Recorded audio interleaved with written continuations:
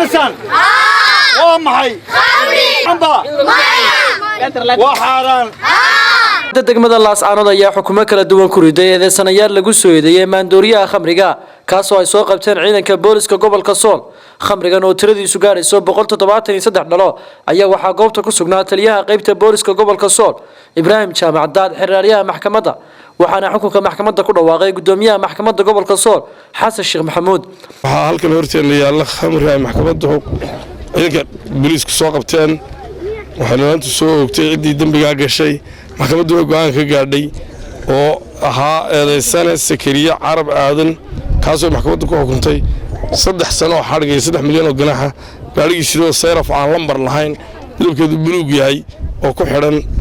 saldhigga dhexe Laascaanoodna waxa lagu xukumay 1 milyan oo ganaaxa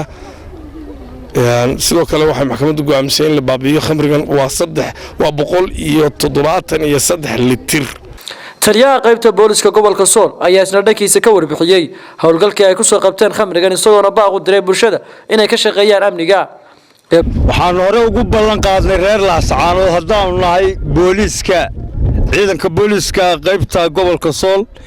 inaan ka dabar goyno dhibaatada ka haysata muqaadaraadka gaar ahaan khamriga ayaan hore ugu ballan qaadnay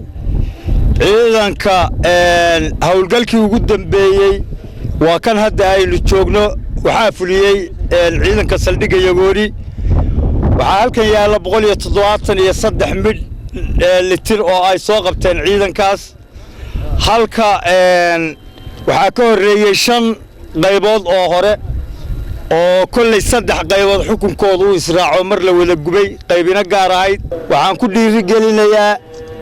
in ay la dagaalamaan sidii ula dagaalamayeenba ayna soo qaban doonaan wixii dambe in laga waantoobo oo dadkii caadaystayaasha ah iyo kuwa unguroonaya inay ka ganacsadaanba ha ku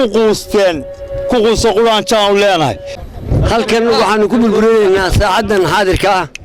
173 dhalo oo khamriga daraajinka ee Itoobiya ay samayso khamriga oo ay laga soo qabtay tuulada Dhabansaar ay ka soo qabteen ciidanka qaranka iyo ciidanka booliska waxaan mahad iyo bogaadin u celinaynaa ciidamada qaranka ee kala duwan oo guta maalin walba waajibaadka khamriga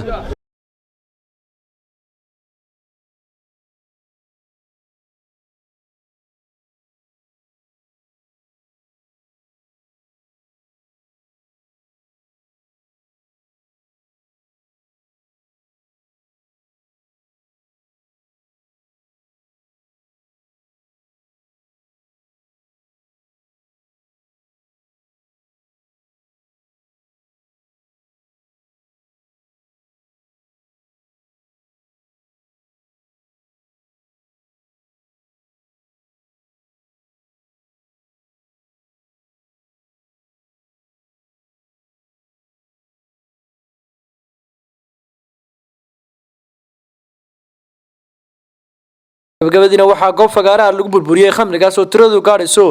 173 dhalo Mukhtaar Cabdi Jaamac warbaahinta SBC Laascaanood